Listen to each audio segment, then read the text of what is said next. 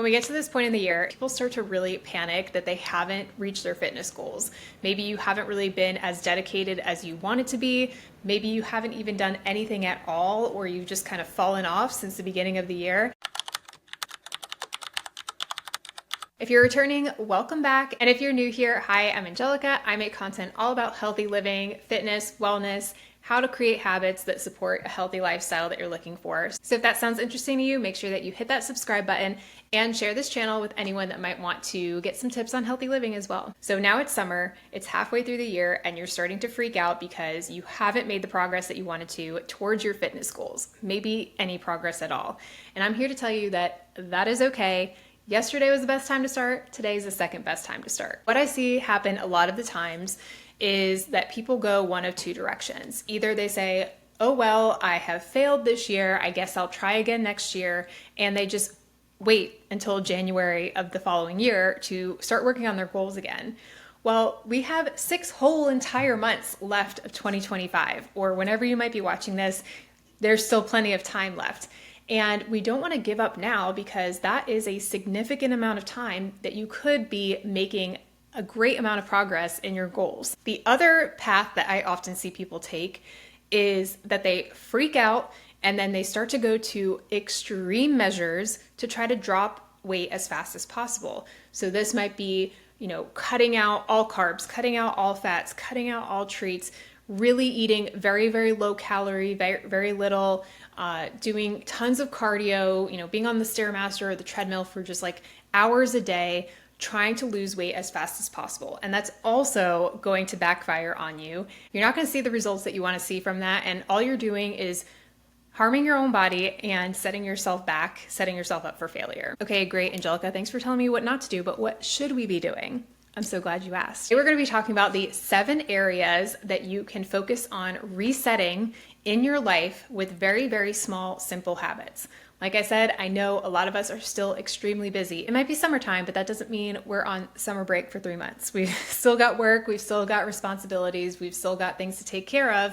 And I know that it can be difficult to put ourselves on that list a lot of the times. Everything I'm going to share today is so extremely simple, very, very quick and easy for you to implement into your life. And because you guys know that I am obsessed with workbooks and worksheets and checklists and all of that good stuff, I have created a reset workbook for you, linked down in the description, completely free to download. It's going to have everything that I covered today, as well as some journaling space for you to kind of figure out what are the things that are going to be best for your life and what you want to do. So make sure that you download that below. Before we dive into these 7 areas, I do just want to caution you that we are looking for progress, not perfection. So I'm not saying that you need to do all 7 of these every single day in order to see results. Start with 1 and then add on from there as you start to feel more comfortable. You also don't need to do everything that I'm going to share under each area. I'm going to give you a couple of different examples and you can just kind of pick the things that you feel make the most sense to you and fit into your life the easiest, because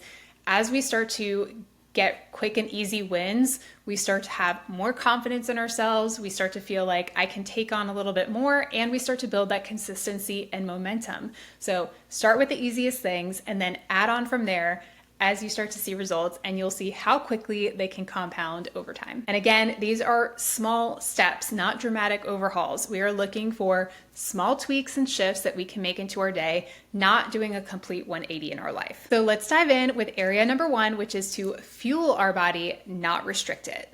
Like I mentioned before, so many women, especially at this time of the year when they haven't been consistent or where they want to be with their fitness goals, will go into that restrictive panic mode where they just cut everything out or they eat very, very minimally. And this has a lot of negative impacts on your body, especially for us women over 30. We have a lot of hormonal changes going on, and not eating enough, especially not eating enough protein, can cause significant issues and really completely take us backwards from where we want to go. Through each area, I'm going to share a couple of examples here on the screen, and they're also going to be in the free workbook down below, so make sure you download that. One of the easiest and simplest things that you can do to improve your nutrition is to add more protein to what you're already eating. The vast majority of women that I have worked with or talked to are way under eating on their protein. They'll have like one egg for breakfast and think that that's good enough. We need to be eating around 20 to 30 grams of protein per meal, breakfast, lunch, and dinner. An egg is like 8. Okay, so we need a couple more than that. And a simple way to do this is just add more protein to the meals that you're currently eating. So you don't have to change up anything else. Remember, we're trying to keep it simple here. And if you watched my nutrition video that I posted a couple weeks ago, you know that I shared your palm is about the size of a serving of protein, which is around 3 to 4 ounces. So you're looking to get at least 1 to 2 servings per meal. So you can kind of average it out to 1.5. So that's what you're going to try to make sure you have at each meal is a palm or 2 size servings of protein. Now, if you're like me and you're not a big fan of eating super early in the morning, but I get up super early, I like to just have a protein shake or add protein to my iced coffee. That's a great way to just get in about 20 to 30 grams of protein right away. And then later when I have my breakfast, I have my eggs and sausage and all of that. Another tip that I feel is most helpful to a lot of women who are working 9 to 5s, they're often in the office, is to have your lunch or breakfast or both if you have the time prepped ahead of time. And I like to do this on Sunday. I will often prep something super, super simple and easy. Bowls are my favorite for lunch. I'll do a base of potatoes, rice, or quinoa. I'll add a protein, and then I use frozen veggies. So right there, I'm getting a balanced meal with all the nutrients that I need. I'll just throw in like some avocado or some cheese for healthy fats, and then I'm good to go. And now I have my lunches for the whole week, and it really didn't take me that much time. Or I'll make my breakfast ahead of time by doing egg muffins. Those are my favorite because they're super quick and easy. I love hard-boiled eggs too, but those, I'm sure if you have made them before, you know what a pain in the butt it is to make them and peel them. So I don't do it that often. All right, diving into area number 2, this is to move your body however feels best. We are in such a sedentary lifestyle for most of us. I'm sitting right now, even though I work from home, I am sitting at my desk, at my computer, the vast majority of the day. I did get a desk treadmill and I try to use that as much as possible, but I know that when you're in an office, sometimes that can be even harder. So getting more movement throughout your day as much as possible is going to help you burn more calories and just feel good overall. I don't want you to feel like you have to go to a gym in order to see progress and in order to get fit and be healthy, because you don't have to. You can do workouts at home. Those can be super effective, and I'm going to be sharing more of those on my channel. And sneak peek just for you guys here on the channel, I will be launching the Wellness Habit Club, my fitness membership app, in just a few months. And I'm creating this especially for women who have busy corporate 9 to 5 jobs.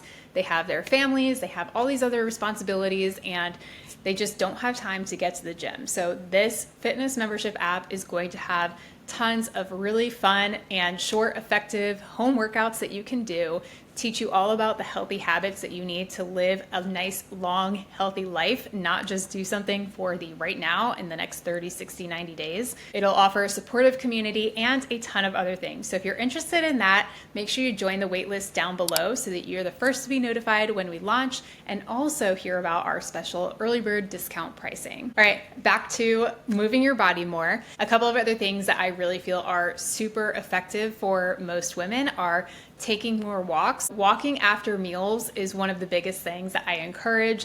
10 to 15 minutes after each meal that you eat is not only going to help you get in more steps, obviously, but it also helps your body with the digestive process, so you're gonna feel less bloated after eating your meals. Another fun one, if you are extremely busy and you're like, Angelica, I don't even have 10 minutes to do a workout, micro workouts could be your new best friend. Micro workouts are just tiny movements that you do for 1 to 2 minutes throughout the day. You don't even have to put on your gym clothes. You can do them in your work clothes, in your pajamas, whatever.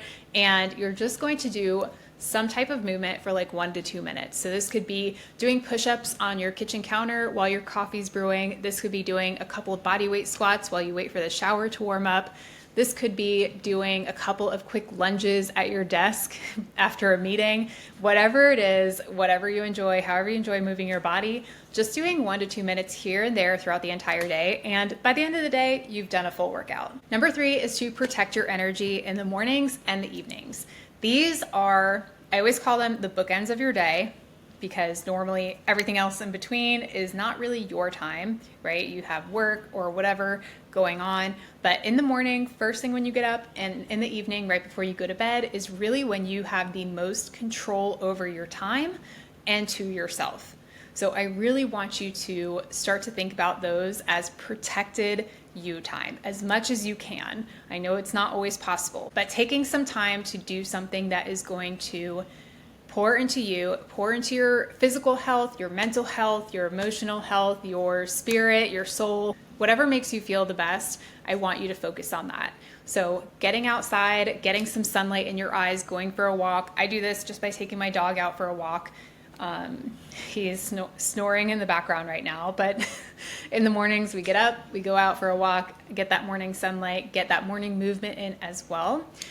Doing something like a gratitude practice, prayer, journaling, even if you just take 1 to 2 minutes while you're drinking your coffee to be present in the moment, taking a few deep breaths and just being in the moment, not checking your phone, not scrolling, not thinking about your emails or your meetings or whatever else you have going on.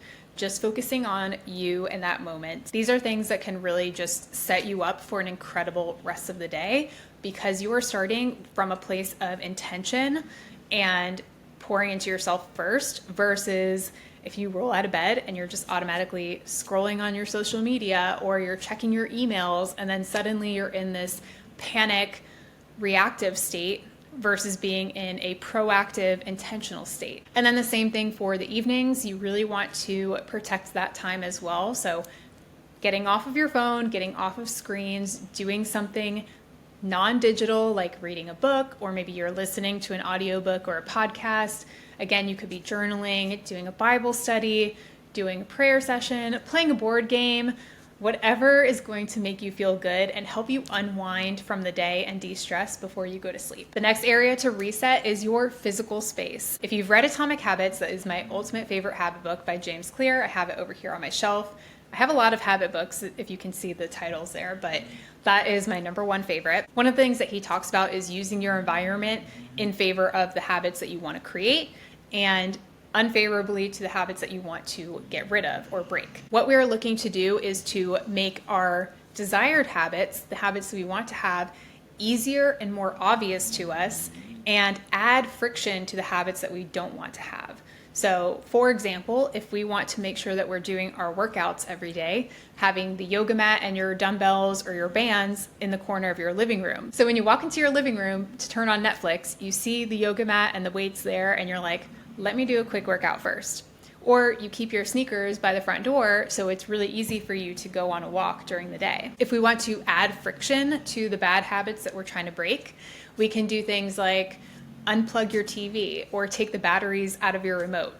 These seem really silly, but you're adding like that extra step that maybe is going to feel like too much to do what you're wanting to do, right? Because our brains want us to do things that are easy and comfortable, which is why it's so easy for us to sit and watch Netflix for hours and hours or scroll on TikTok for hours and hours, but it seems really, really hard to roll out your yoga mat and do like a 5-minute stretch. If you have a bad habit of scrolling, like I do, okay, you're not alone. I struggle with this as well.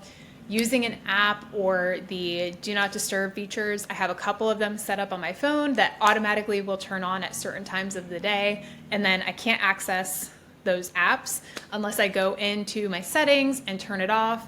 But that just feels like extra work. So I'm like, I might as well just do what I want to do or do what I am intending to do instead of doing all the extra work of turning this off so that I can go on TikTok. It doesn't have to be a lot. You don't have to like lock your phone and your TV remote in a box and that has like a crazy combination that changes every hour or something intense like that.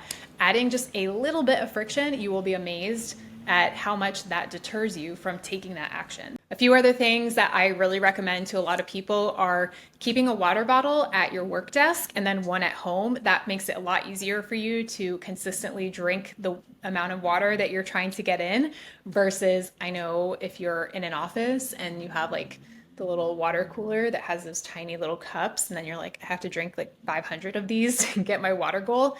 versus just getting a cute little water bottle that you keep on your desk and then it reminds you to drink your water throughout the day. Another one that I will recommend, because this has been a game changer for myself, even though I work from home and I have more time than somebody who's going into an office, say, I still have a lot of things on my plate that I am trying to accomplish, and I would rather put my time and energy and focus into that than into meal prep. So one of the biggest hacks that I have found is buying ready-made, convenient fruits and vegetables. So I know, yes, I could buy a whole pineapple and like whole strawberries in a container for way cheaper, but I would prefer to spend more money on like the big containers of already cut up pineapples and strawberries and berries and whatever, because then it's already ready to eat. All I have to do is open it and put it on my plate to eat it versus having to wash it and chop it and all of that, which won't take a ton of time, but it's enough time that I'm like,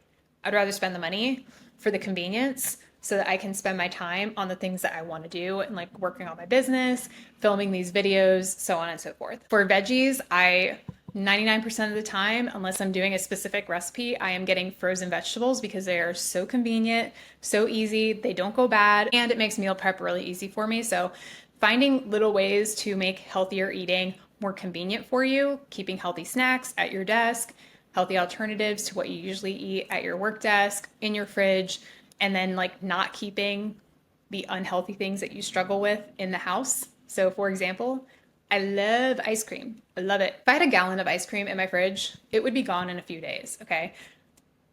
That's how much I love ice cream. So I don't keep it in my house ever. That doesn't mean that I restrict or forbid myself from eating ice cream ever, but when I do want it, again, adding that friction, I have to order it or go out to get it. And when I do, I get one single serving. I don't buy a huge thing to keep in the house. The next area that we need to reset in order to live a healthier life is our mind space, our head space. We have to protect it.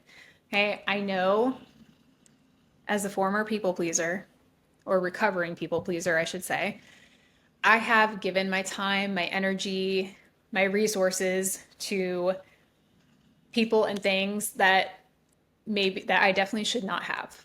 And it can be hard to remove yourself from those situations and those relationships, and you don't have to completely cut people out of your life. That's not what I'm saying. But if there are people that really, really drain your energy, that just feel like this negative force, and you don't feel good and you don't feel energized when you're around them, and you just kind of, when you get back from hanging out with them, you're like, ugh, limit your time with them, limit your contact with them as much as possible. Yes, you can just stop communicating with them altogether, but sometimes that's not always an option. So limiting that as much as you can. Another thing is not being afraid to say no. As a former people pleaser, I know that it is very difficult to just be like, no, thanks, I don't want to do that. No, thanks, I don't have the time to go to that event. No, thanks, I don't want to hang out.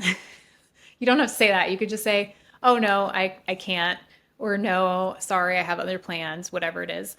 But don't be afraid to say no to things that you don't want to do within reason. Obviously, like if you don't want to go to work, you still have to go to work.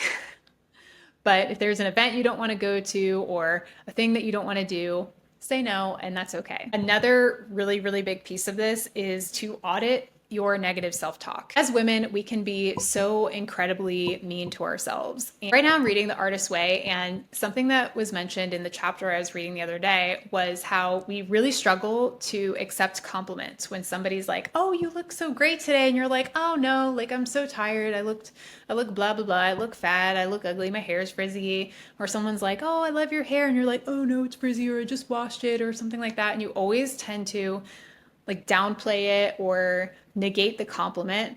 But then we are so quick and we have no problem tearing ourselves down. When we say things like, I'm fat, I'm ugly, I'm stupid, I don't know how to do that, I can't do that, I'll never be able to do that, I look terrible, ugh, I can't do this, I'm so dumb, blah, blah, blah, on and on and on. We just have no problem doing that to ourselves. And yet we can't say one nice thing to ourselves without feeling embarrassed or icky. That is a huge problem. So what I want you to really work on regardless of whatever other area that you want to focus on, I really, really, really encourage you to focus on this one, is to start to audit your negative self-beliefs and your negative self-talk. What are the things that continually come up for you, and how can you turn that into either a positive or a neutral? So sometimes it can be hard for us to jump straight into a positive. Like if you're always saying like, I'm so ugly, and then suddenly you're like, I'm beautiful, and you don't believe it, like that can be hard. But changing it to a neutral, like I have features about me that I love, or I have beautiful hair, or like I love my eyes, like whatever the case may be, find something to be the opposite of that negative point. Basically, I want you to consider, would you ever say that to your best friend? If somebody said that about your best friend, or your best friend said it about herself, what would be your reaction? No, you're crazy. What are you doing? What are you talking about? Why are you saying that? Don't say that. I want you to do that for yourself. You need to be your own best friend, okay? So really, really, really encourage you to do this one, if nothing else. Next reset area is your focus and productivity. If you're like me, you have a to-do list a bajillion miles long, and it can feel really overwhelming because you want to do everything that you want to do. You want to accomplish everything that is on your mind, and you want to do it now. I can't tell you how many times I have been like, I should just stay up all night so that I can do all this stuff and I can get so much more done.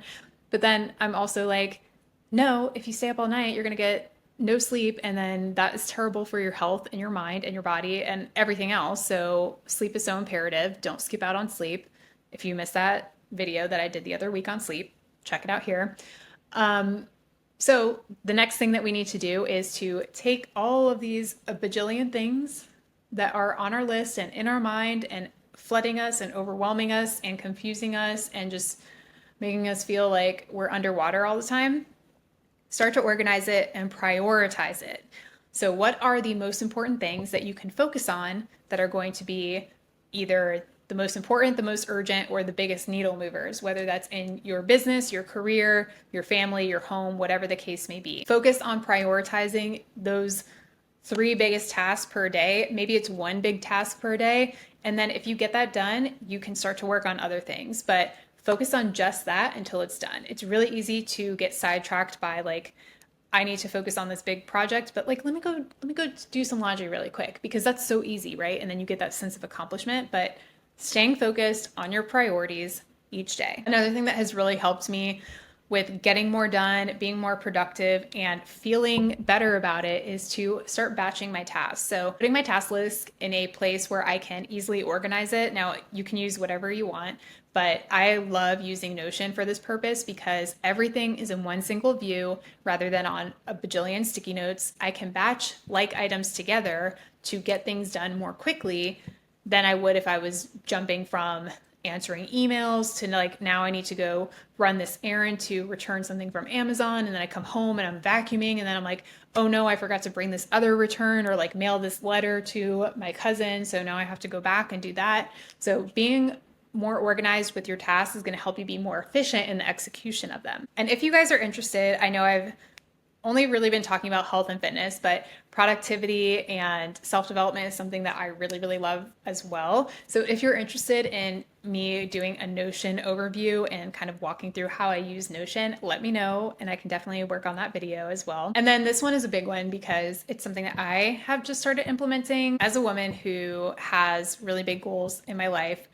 Resting is something that I've really struggled with my entire life. I always felt like I can't rest until I finish everything, and I'll never finish everything. So that's one of the issues there.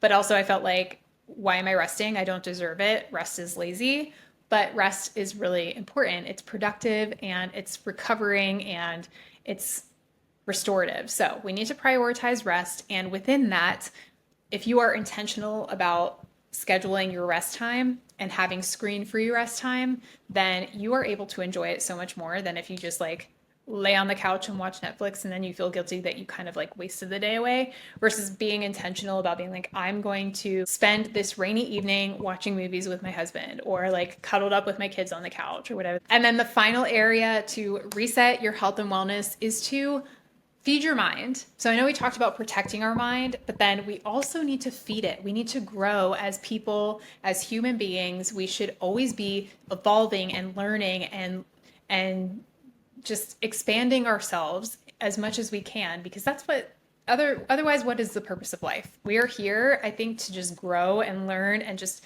become the biggest, best, brightest version of ourselves that we can be. So finding ways to just grow your mind, to learn new things, whether that's listening to a podcast, reading books, maybe you just take an online course on something that you're interested in. And it doesn't have to be something that you would like pursue for the sake of finances or anything like that, but it can just be something that is interesting and fun to you.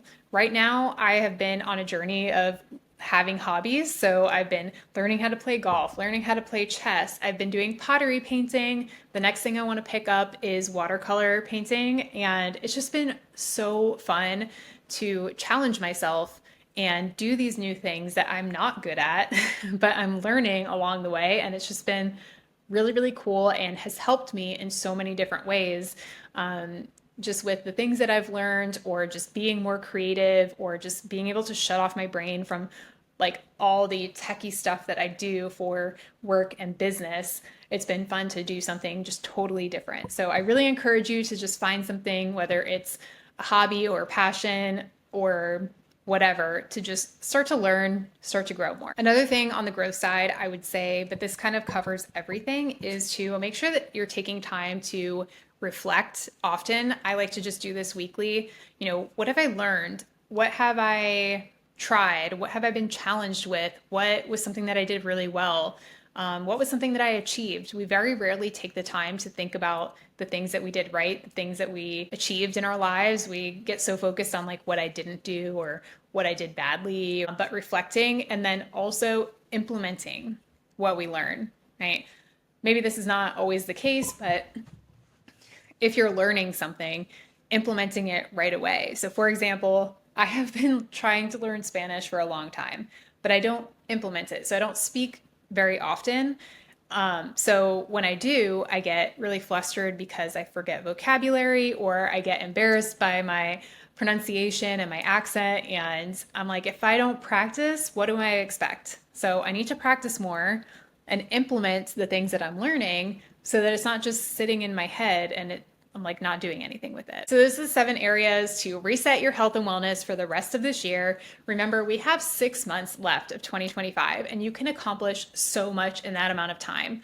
I want you to remember to start small, taking on 1 to 2 things max at a time, and really letting yourself get comfortable and get consistent with that before adding in more, because you don't want to just go crazy and then you can't keep up and then you feel discouraged and then you go back to 0 again. So really focusing on small, simple steps, implementing those, being consistent, and then adding on from there. And then just a reminder, I do have the free mid-year reset down in the description. You can download that. It has everything that we covered today, as well as sections for you to kind of journal and think about the things that you want to do in those specific areas.